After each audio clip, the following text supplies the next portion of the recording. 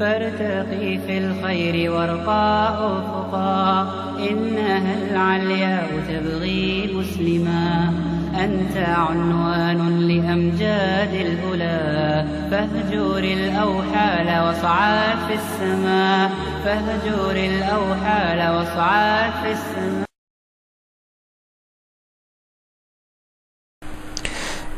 بالنسبة للبرونكوجينيك كارسينوما of the lung، طبعا bronchogenic carcinoma is the most common malignant tumor in the world، لان احنا عارفين ان ال most common malignant tumor in males is prostatic cancer in most of countries.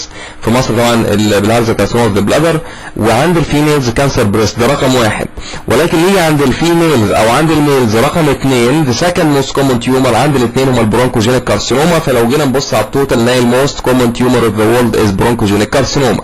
اذا شريحة مهمة جدا. طبعا سببها الاساسي هو سيجارة سموكينج.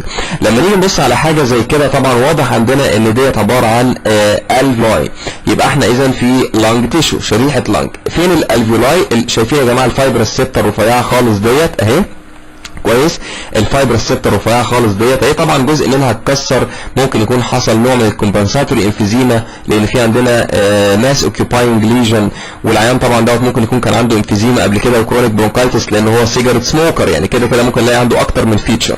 طبعا اللون الاسود اللي موجود عندي في اللنج دوت هو الانثراكوزس، ده عباره عن كربون بارتيكل بسبب السيجارة سموكينج. الفراغات ديت اللي انا شايفها ديت الاريجولار ديت عباره عن الفيولاي. في جزء فيه عندنا هيمورج، طبعا التيومر ده هيبقى مصاحب ليه هيمورج، كويس؟ احنا بنتعرف على كل الفيتشرز اللي موجوده قدامنا هنا في شريحه البرونكوجينيك كارسينوما. يبقى اذا كل اللي احنا شايفينه لحد دلوقتي عباره عن الفيولاي، وجزء فيه هيموريج، جزء فيه لون اسود انثراكوزس. بدا يظهر عندنا طبعا لما جينا نتحرك بعد كده بدا يظهر عندنا حاجات غريبه جدا موجوده في اللنج سيلولار ستراكشرز. طبعا المناطق ديت بدات تبقى مقفوله والالفيولاي بدات تختفي، ولكن بدا يظهر تجمعات من الخلايا ماسز اوف سيلز. الانثراكوزز واضح جدا عند العيان دوت اللون الاسود، لان هو البرونكوجينيك كارسينوما خاصه السكوما سيل كارسينوما اللي عندنا ديت induced by cigarette smoking. يبقى اذا شفنا في الاول الفيولاي، شفنا انثراكوزز، بدانا نلاحظ في وجود كتل من الخلايا. لما دخلنا جوه اللنج في مجموعه من الخلايا ابيثيليال سيلز عامله ماسز، ابيثيليال سيل ماسز، كويس؟ دي عباره عن مالجنانت سيلز. كل اللي احنا شايفينه ده يا جماعه التكتلات اللي موجوده دي عباره عن مالجنانت ابيثيليال سيلز. هنقرب منها ونكبر عليها وهنجيب مناطق اوضح كمان شويه. ممكن يا جماعه الخلايا المالجنانت اللي موجوده عندنا في اللنج تتجمع في اكتر من شكل. ممكن نلاقي الماس ديت عباره عن نست، عامله نست كتله بالشكل ده، ممكن تعمل كوردز، مناطق خطوط طويله بالشكل ده او الشكل ده او الشكل ده. انما المهم انها مش الفيولاي، ممكن تعمل خلايا لونها كلير شويه، لونها فاتح شويه زي النست اللي موجوده هنا. اذا في تجمع من الخلايا، طبعا مش شكل لنج خالص، شكل اللنج اختفى. طبعا الجزء اللي فوق ده برونكس اللي احنا شفناه فوق ده برونكس. يبقى اذا زي ما قلنا الفيولاي. بدأنا نشوف بعد كده ماسز او نس اوف مالجنانت سيلز. عايزين نجيب جزء منهم ونكبره كده ونشوف اكتر الخلايا بالهاي باور. نشوف حته زي دي مثلا، واضح عندنا هنا يا جماعه الريجولار نست اهي، منطقه تجمع كتله اوف مالجنانت سيلز. وليه قلنا سيلز؟ واضح النيوكلياي اهي جوه، في نيوكلييتد نقط زرقاء كتير جوه. عايزين نكبر على حته زي ديت كده ونشوف شكل الخلايا المالجنانت بالهاي باور. واضح جدا ان ديت سيل نست اوف مالجنانت سيلز. واضح يا جماعه النيوكلياي بتاعتنا بتاعت الخلايا اهيت، دي عباره عن سكويموس سيل كارسينوما. السيتوبلازم اسيدوفيليك، نيوكلياي مالجنانت واجريسيف، واضحه جدا وعامله لي سيل نست. عايزين نتاكد اكتر. طبعا احنا ما عندناش غير سكوما سيل كارسينوما في اللنج، يعني هي برونكوجينيك كارسينوما النوع بتاعها سكوما سيل كارسينوما، كتله خلايا بقت موجوده في اللنج. منين هتيجي؟ ما ينفعش يبقى في خلايا في وسط الالفيولاي بالشكل ده الا لو كانت سرطان. عايزين نتاكد اكتر. هنلاقي في مناطق في الشريحه ديت فيها كيراتينايزيشن. شايفين يا جماعه اللون البينك دوت، في الوان بينك ما بين السيل نست. احنا رجعنا تاني باللو باور، ادي السيل نست اللي كنا بنشوفها من شويه، وفي هناك برضو مجموعه خلايا بدا يظهر عندنا كيراتينايزيشن. في لون بينك موجود في الشريحه عباره عن كيراتين، لان الخلايا دي بتفرز كيراتين بالظبط زي الستراتيفايد سكوموس ابيثيليوم اوف ذا سكين. هنا برضو عندنا في سيل نست اهيت لونها ازرق شويه، هنا سيل نست برضو لونها ازرق شويه وفيها نيكروزز، خلايا ميته في النص. في هنا حتت فيها كيراتينايزيشن، في كيراتينايزيشن هنا برضو لون بينك اهو. في مناطق فيها نيكروزز وهيموريج لان ده مالجنانت تيومر.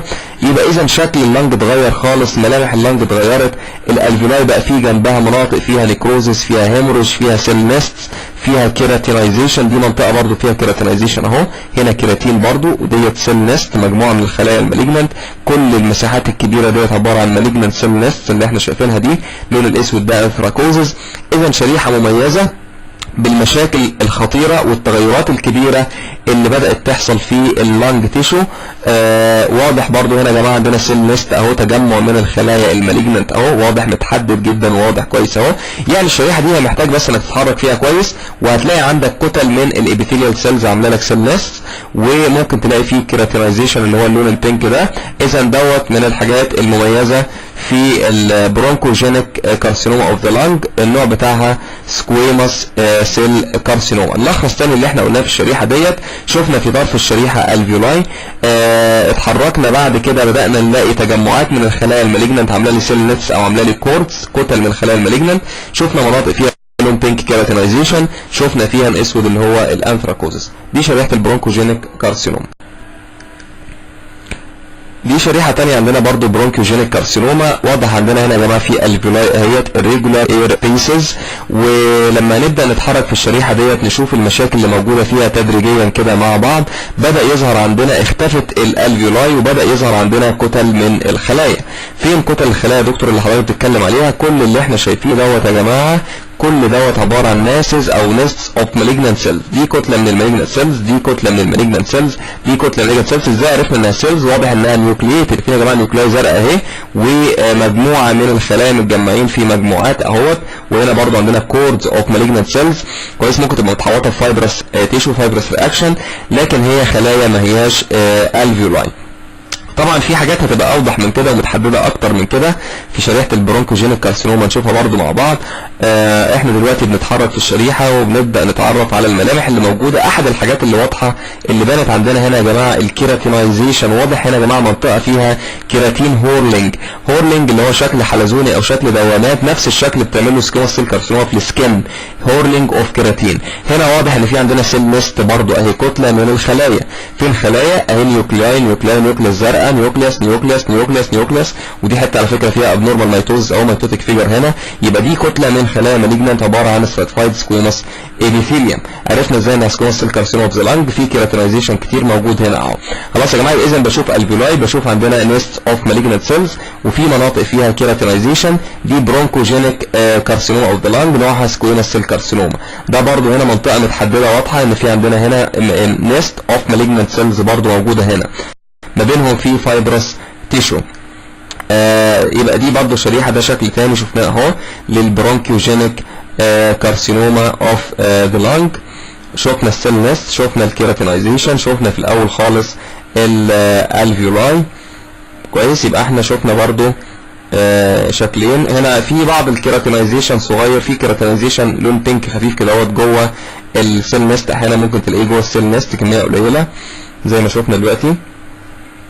مش شرط يا جماعه السيل نست تبقى راوندد او اوفل، ممكن يبقى شكلها irregular زي ما احنا شايفين. المناطق اللي لونها اغمق، دايما المناطق اللي لونها اغمق من اللي حواليها ديت هي دي السيل نست، ممكن تبقى شكلها irregular زي ما احنا شايفين، مش شرط تدي شكل دايره او شكل اوفل. خلاص ديت عباره عن malignant cells. يبقى اذا ده شكل ثاني للبرونكيوجينيك كارسينوما